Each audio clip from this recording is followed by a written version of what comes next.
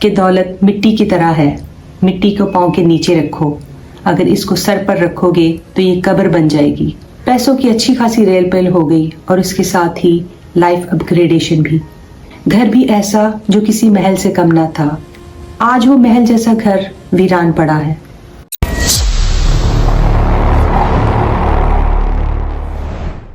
बिस्मिल्लाहिर्रहमानिर्रहीम, अस्सलाम वालेकुम।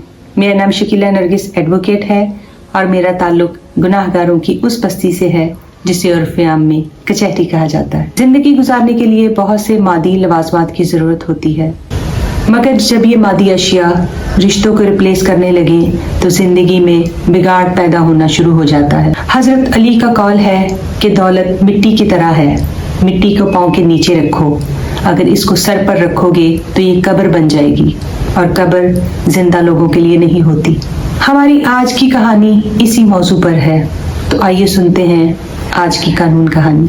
शुमाइला और आसिम आपस में दोनों कजन्स थे और एक दूसरे को बहुत पसंद करते थे और शादी करने के ख्वाहिशमंद थे। शुमाइला की फैमिली काफ़ी वेल ऑफ थी, मगर आसिम का ताल्लुक एक मिडिल क्लास फैमिली से था।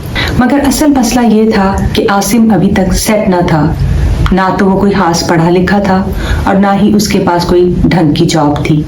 इसीलिए शुमाइला की फैमिली इस शादी के सख्त खिलाफ थी।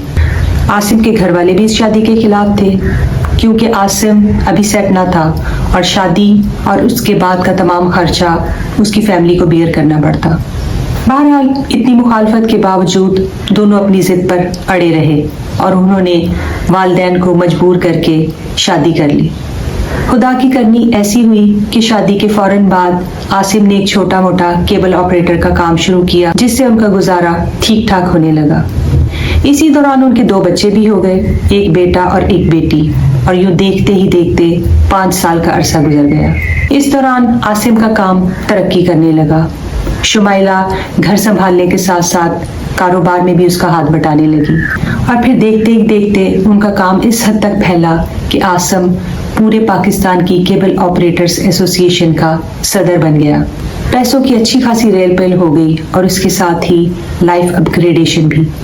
वो अपने छोटे से आबाई घर से बहरिया टाउन के एक लग्जूरियस घर में शिफ्ट हो गए। घर भी ऐसा जो किसी महल से कम ना था। स्विमिंग पूल, पर्सनल थिएटर, घर के जिंदगी की हर वो आसाइश जिसका कोई तसव्वुर भी कर सकता है। अब इन लोगों का उठना बैठना भी एलीट क्लास के लोगों में हो गया था और इसी वजह से उन लोगों का रहन सहन भी उसी रंग में ढल गया। पूरी फैमिली अपनी अपनी एक्टिविटीज में बिजी हो गई, बच्चे, शौहर, बीवी, और यूं होते होते वो एक दूसरे से दूर होते चले गए। दौलत जिंदगी गुजारने के लिए ज़रूरी है, मगर हमारे माशरे में सबसे बड़ी खराबी यही है कि दौलत आने के साथ ही इंसान सबसे पहले बदकारी की तरफ माइल होता है। आसिम के साथ भी यही हुआ। दौलत की रेल पेल ने उसे शुमाइला से गाफिल कर दिया और वो दूसरी लड़कियों में दिलचस्पी लेने लगा। आसिम की उसमें दिलचस्पी बिल्कुल बराए नाम होकर रह गई। शुमाइला ने अपने इस रिलेशनशिप को बचाने की बेहद कोशिश की, मगर उसकी तमाम कोशिशें रायगां गईं और जब उसे आसिम के एक्स्ट्रा मैरिटल अफेयर्स का पता चला तो उसका सब्र जवाब दे गया और उसने आसिम से तलाक का मुतालबा कर दिया। मगर आसिम ना तो उसे छोड़ने पर आमादा था और ना ही अपनी हरकतों को। मजबूरन शुमाइला को अदालत के जरिए खुला लेना पड़ा। उनकी आपस की चपकलश में बच्चों की जिंदगी काफी मुतासिर हुई, मगर बिलाखिर घर टूट ही गया। आज वो महल जैसा घर वीरान पड़ा है और अपनी तमाम लग्जरीज समेत एक फैमिली की खुशियों का कब्रिस्तान बन चुका है।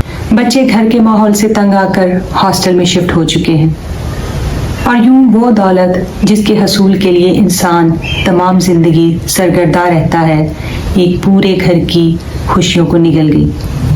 हमारी आज की कानून कहानी आपको कैसी लगी? आया कि इससे आपको कोई सबक, कोई मोटिवेशन, कोई इंस्पिरेशन मिला हो तो हमें कमेंट बॉक्स में ज़रूर आगाह कीजिए। और अगर आपके इर्द गिर्द ऐसी ही कोई कहानी, कोई ऐसा किस्सा मौजूद है जिसे आप लोगों के साथ शेयर करना चाहते हैं तो उसे हम तक पहुंचाएं। हम आपकी कहानी लोगों तक पहुंचाएंगे। और अगर हमारी आज की कहानी आपको पसंद आई हो तो उसे लाइक और शेयर ज़रूर कीजिएगा। اور ہمارے چینل کو سبسکرائب کرنا اور بیل نوٹیفیکیشن کو دبانا نہ بھولیے گا تاکہ ہماری آئندہ کی تمام ایپیسوڈز بھی آپ تک بر وقت پہنچتی رہیں۔ اپنا بہت خیال رکھیے گا۔ جزاک اللہ خیر۔